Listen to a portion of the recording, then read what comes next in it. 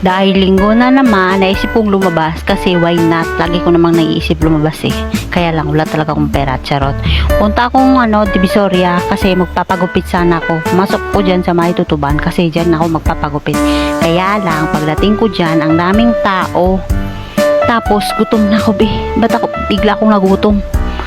Pagbaba ko, ayan, papasok sana akong 999 mall kasi gusto ko dyan kumain. Kaya lang naisip kong umuwi na lang kasi malapit lang naman sa amin yung McDo tsaka Jollibee.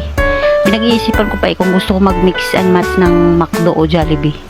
Pero McDo talaga yung gusto ko.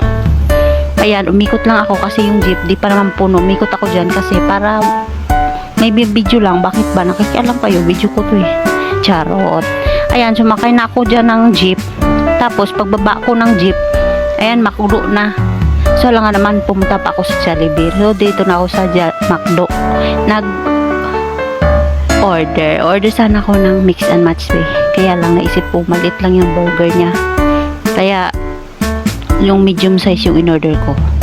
Ayan, habang naghihintay ng order, video parang tanga, kala mo naman. Ayan, gutom na ako tagal pa ng order to 11, tapos tingnan mo yung no preparing to 7 pa, pero hindi naman matagal yung paghihintay.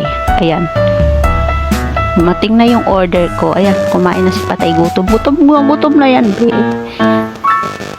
Mas masarap yung price ng McDo kaysa sa Jollibee. Charot.